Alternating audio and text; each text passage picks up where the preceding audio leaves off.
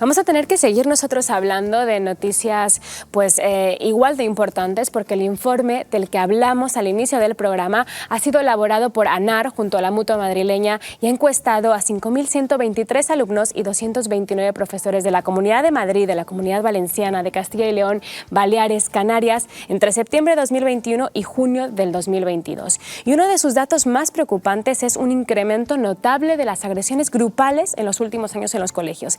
3 de cada 4 casos de acoso escolar detectados en el 2022 se produjeron por 2 o más agresores. Uno de los principales cambios con respecto al 2019 se da en el tipo de agresiones. La agresión ya no es tan física, sino que ataca al bienestar emocional de la víctima, y la fórmula más común ahora son los insultos, los motes, las burlas, presentes en el 89,5% de los casos. En cambio, el resto de formas de meterse con la víctima se han reducido. Los golpes, las patadas han pasado de producirse en el 38% de los casos en el curso del 2020-2021 al 31% en el estudio actual. También destacan el aislamiento y la difusión de rumores entre los peores castigos que tienen que sufrir esas víctimas del acoso escolar, ¿no? Una buena noticia dentro de este mar de malas que destaca la Fundación es que el ciberbullying ha bajado respecto a los informes de los años anteriores. Un 8,2% de los alumnos encuestados asegura que hay alguien en su clase que es víctima de acoso por Internet. El curso pasado ese porcentaje era de 16 puntos porcentuales y ahora, aunque ha cambiado, pues la tendencia se mantiene. Vamos a analizar muy bien esto porque, aunque es una buena noticia, también va de la mano de la realidad, porque los niños han vuelto a las aulas y por lo tanto esa es la causa, no que haya bajado la violencia entre los alumnos, ¿no? Sol Sánchez, bienvenida. Gracias, Laura. Nuestra experta en bienestar emocional, gestión emocional, que es muy importante tenerte aquí hoy porque conocimos estos datos esta mañana. O sea, ha sido casualidad total. Sí, sí. Luego. Estaba reflexionando a raíz de la noticia, como decías, de esta mañana, y yo creo que tenemos que tener en cuenta, bueno, las personas que son expertas en acoso y en ciberbullying saben que hay dos víctimas. Una es la víctima que vemos, ¿no?, la que es la acosada, pero la otra la acosadora, ¿no? Y en estos 2 años y pico de pandemia, en el cual las relaciones entre los adolescentes, también entre los niños, se han visto como más disminuidas, no han podido tener un contacto tan normal y habitual y estar en el mundo como hemos estado todos nosotros, pues esa carencia de empatía, de ponerse en los pies, en los zapatos del otro, pues yo creo que es clara, ¿no? Y se refleja en estos datos, ¿no? Ellos no se encuentran bien y tampoco, bueno, pues tienen esa empatía para acercarse al otro. Es una pena que la única buena noticia que tengamos y que podamos leer en este informe sea que el ciberacoso baja, ¿no? Lo decíamos hace unos segundos, de la mano de la realidad, que es que los niños vuelven a las aulas y ahora ya tienen a sus víctimas al lado. Entonces ya no necesitamos el Internet, las tecnologías para hacerle daño a esa persona, porque ya el insulto es directo, ¿no? Aún así, me parece interesante resaltar que la aplicación que más se usa como herramienta para el ciberacoso es WhatsApp, seguido ahora por Instagram y TikTok. O sea, sabemos que ahora la violencia ya no es a base de patadas, de golpes, es algo que se agradece, pero ahora se cambia por la violencia emocional, siendo, que hace igual de directa, daño. porque yo hubiera pensado que la manera de acosar en redes sociales pues es en una foto que subas en Instagram o en Facebook, que no creo que estas generaciones tan jóvenes usen Facebook, pero un vídeo de TikTok, que otros del colegio, de la clase, le comentasen, pues sales fea, pues sales gorda, pues sales tal. Pero no, si tú estás escribiendo por WhatsApp, es que tú estás acosando de una manera súper directa, enviando un mensaje directo, insultante, dañino, amenazante a esa persona, ¿no? Lo que pasa es que habría que estar en contacto con niños, porque digo niños porque hay niños de 9 años que tienen acceso a su móvil y a su WhatsApp, ¿vale?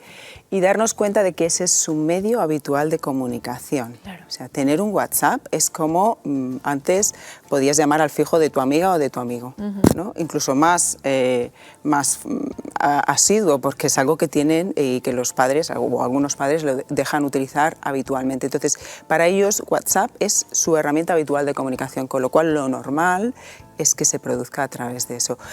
Con el anonimato, entre comillas, que nos da, ¿no? Yo muchas veces pienso, cuando bueno, alguna madre o algún padre con el que trabajo me viene y me explica la situación, la pregunta sería, ¿serían esos niños capaces de hacer eso mismo a la cara, ¿no?, frente a frente? Creo que no seríamos capaces.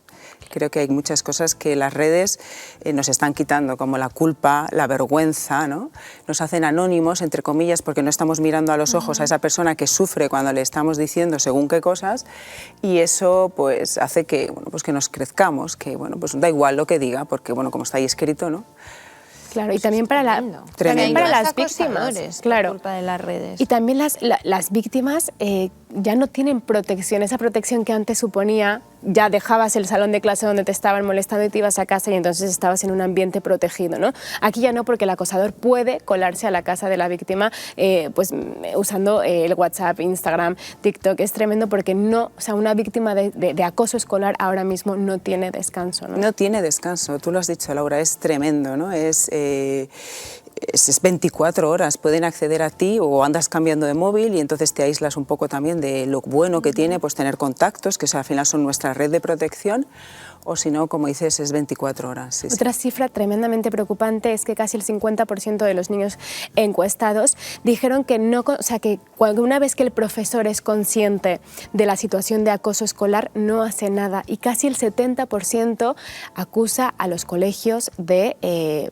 no interesarse por las víctimas del acoso escolar, cosa que es tremendo porque como padres podemos protegerlos hasta cierto límite. Nosotros no podemos meternos en esas aulas y decirle, obviamente podemos reforzar la autoestima de nuestros hijos, intentar protegerlos en casa dándole las herramientas que podamos, pero claro, una vez que entran al colegio, pues la figura de autoridad ahí cambia y es el profesor, ¿no? Y los niños no se están sintiendo protegidos por sus profesores. No sé si esto es por la falta de información y la preparación a lo mejor emocional que tienen los profesores. Yo creo que aquí hay que ver dos cosas. Por un lado, si los acosos son pues a través de WhatsApp y tal, hay unas herramientas que evidentemente seguramente no sean del colegio, con lo cual al final pues tiene un poco las manos atadas, ¿no? Y si se producen además fuera de clase. Pero por otro lado, hay una parte que es que bueno, pues las generaciones están cambiando y lo que hoy o hace 10 años hacíamos o nos comportábamos con 14, pues ahora esto está sucediendo con 11 años, ¿no? Y son los propios profesores los que tienen que estar muy al día de todo esto, muy al día. Y sobre todo sería interesantísimo que los colegios, aparte de matemáticas, lengua, física, química, proyectos y 1000 historias más, pues tuviesen una asignatura que fuese bienestar emocional. Porque al final es lo que nos llevamos, sinceramente. Las tutorías, que a veces en tutorías se habla pues algo de prevención del acoso y tal, pero no, está claro que no es suficiente porque el acoso se va incrementando, no va menos. Yo cuando iba al colegio no recuerdo casos de acoso escolar, no sé si es que yo iba a un colegio en el que tuve mucha suerte, pero yo no recuerdo. Hombre, acoso escolar ha existido siempre, pero es verdad. Bueno, niños más crueles, pero casos de acoso, de palizas, este tipo de cosas yo no las recuerdo. Es verdad que, bueno, yo creo que las redes nos dan muchas cosas buenas, conocernos, conocer a nuevas personas, estar en contacto con el mundo, pero también nos deshumanizan un poco. Y deshumanizarnos significa pues, que creemos que la vida de la otra persona es solo lo que se ve ahí, que no sufre, que no tiene corazón ni nada, ¿no? Que no siente.